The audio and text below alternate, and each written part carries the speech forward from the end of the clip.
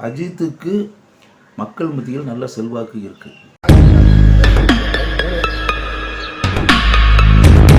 அஜித்துக்குன்னு இருக்கக்கூடிய அந்த name, popularity,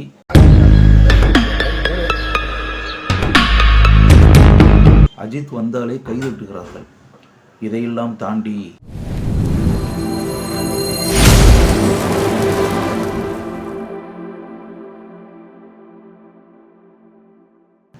வணக்கம். குட் பேட் அக்லி அஜித் கதாநாயகனாக நடித்த இந்த திரைப்படத்தை முதல் நாளன்று முதல் காட்சியிலேயே திரையரங்கில் மக்களுடன் அமர்ந்து பார்த்தேன். அந்த படத்தை பார்க்கும்போது எனக்கு மனசுக்குள்ள பல சிந்தனைகள் ஏற்பட்டன.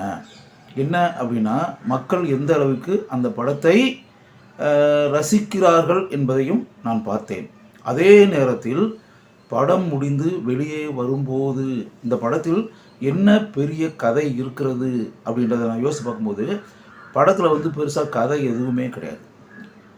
2.25 மணி நேரம் பொழுது ஒரு அளவுக்கு ஒரு படம் இருக்குது அப்படின்றத தாண்டி அந்த படத்தில் பெரிய அளவில் சொல்லிக்கிறது மாதிரி கதாபாத்திரங்களும் இல்லை, கதையும் இல்லை அப்படின்றதான் உண்மை. முழுக்க கமர்ஷியல் எலிமெண்ட்ஸ் நிறையா வச்சு படம் ஓடுறதுக்கு என்னென்ன வேணுமோ அதை அந்த படத்தினுடைய இயக்குனர் ஆதிக் ரவிச்சந்திரன் நிறைச்சி வச்சு மக்களுக்கு, பர்டிகுலர்லி ஆண்களுக்கு, ஜென்ஸ் பிடிக்கக்கூடிய அம்சங்கள் என்னென்ன இருக்குமோ அதையெல்லாம் அந்த படத்தில் வச்சு படத்தை பண்ணியிருந்தார். படம் பார்க்க வந்த ஆட்களில் மேக்சிமம் ஜென்ஸ் தான் நிறைய இருந்தாங்க. அவங்க அந்த படத்தை ரசித்தாங்க. பெரும்பாலும் என் கணிப்பு முதல் நாளாக இருக்கிறதுனால அஜித்தினுடைய ரசிகர்களாக அது இருக்கணும் அப்படின்னு நினைக்கிறேன். அதுக்கு பிறகு இந்த படம் வந்த பிறகு தனிப்பட்ட முறையில் என்னுடைய ரசனைன்றது ஒரு பக்கம் இருந்தால் கூட தனிப்பட்ட முறையில் யோசித்து பார்க்கும்போது ஒரு வர்த்தக ரீதியாக வெற்றி பெறக்கூடிய படத்திற்கு தேவையான விஷயங்கள் அந்த படத்தில் இருக்குது. அதனால் அந்த படம் கமர்ஷியலாக ஹிட் ஆகும் அப்படின்றத நான் முதல் நாளே நான் ஜட்ஜ் பண்ணிவிட்டு அதையே நான் கூட யூடியூப்லாம் கூட பேசியிருக்கேன். படம் கமர்ஷியலாக சக்ஸஸ் ஆகிரும் அப்படின்ற மாதிரி பேசியிருக்கேன். அந்த நேரத்தில் இதுக்கு முன்னாடி அஜித்தினுடைய படங்களையே நான் நினச்சி பார்த்தேன். பர்டிகுலர்லி இப்போ துணிவுலேருந்து வச்சுங்களேன். துணிவு படம் பார்க்கும்போது டைட்டு மேட்டர், ஒரே ஒரு இடத்துல இருந்துக்கிட்டு ஒரு வங்கி அதுக்குள்ளே இருந்துக்கிட்டு மெஷின் கன் மாதிரி நிறைய துப்பாக்கிகளை கையில் வச்சுக்கிட்டு அப்படியே படம் ஃபுல்லாக சுட்டுக்கிட்டு அப்படி இப்படின்ற பேட்டர்னில் இது பண்ணி அந்த ஒரு இடத்துலையே வச்சு அந்த ஃபுல் பிக்சரை பண்ணியிருந்தாங்க.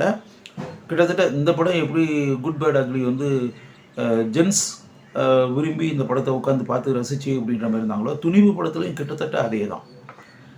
ஆண்கள் விரும்பக்கூடிய அம்சங்கள் நிறைந்த திரைப்படம் அப்படின்ற மாதிரி வச்சுக்கோங்க. அதில் லேடிஸு விரும்புகிறது மாதிரி அப்படின்ற மாதிரி விஷயங்கள் பெரும்பாலும் அதில் இல்லை துணிவு படம். பட் கமர்ஷியலாக அதுவும் பெட்டர் ஃபிலிம் அப்படின்ற மாதிரி ஆயிடுச்சு.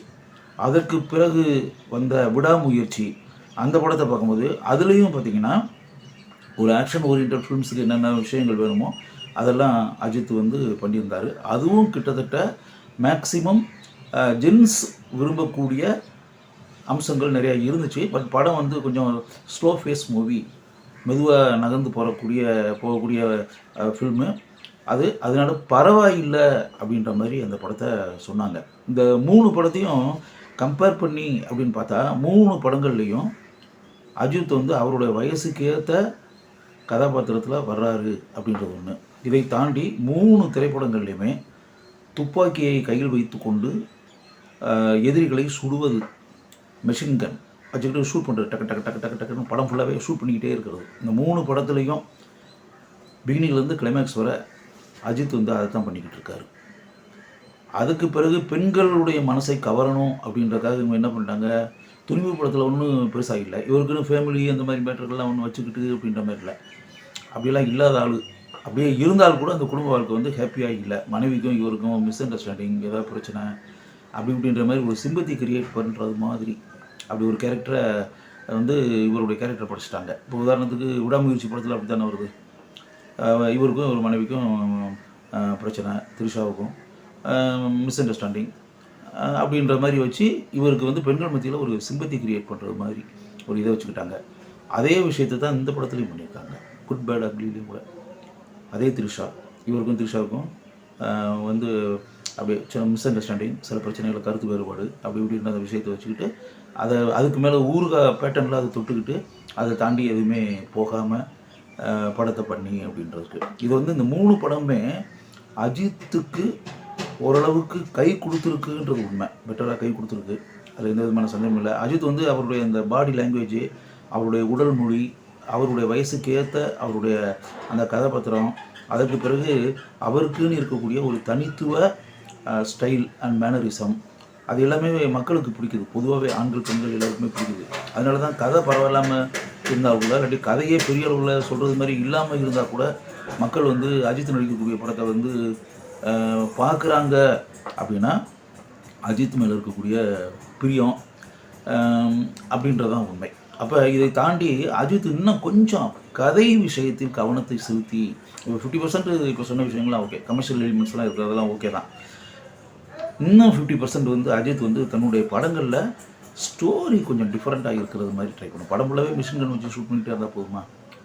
அருணாடு படங்களில் வர மாதிரி கொஞ்சம் இதை தாண்டி இன்னும் கொஞ்சம் 50% வந்து கொஞ்சம் ஸ்டோரி, ஏதாவது ஸ்டோரி பண்ணணும். டிஃப்ரெண்ட் ஒரு கதைக்களம், டிஃப்ரெண்ட்டான ஒரு எம்ப்ரியோ கதைக்கரு, டிஃப்ரெண்ட்டான காட்சிகள், வித்தியாசமான சில கதாபாத்திரங்கள், வித்தியாசமான ஒரு ஸ்டோரி அவுட்லைன், இதெல்லாம் கொஞ்சம் இருந்துச்சுன்னா பெட்டராக இருக்கும். ஆக்சுவலாக கொஞ்சம் இன்னும் சொல்லப்போனால் ஏபிசின்லாம் சொல்கிறோம்ல, கிராமங்கள் வரை போய் ரீச் ஆகி அப்படின்ற பேட்டர்ன் வந்துச்சுன்னா கொஞ்சம் சென்டிமெண்ட்ஸ் இருக்கிற மாதிரி பல காட்சிகள் இருக்கணும். இப்போ விஸ்வாசம் படம்லாம் ஓடுனதுக்கு காரணம் என்ன?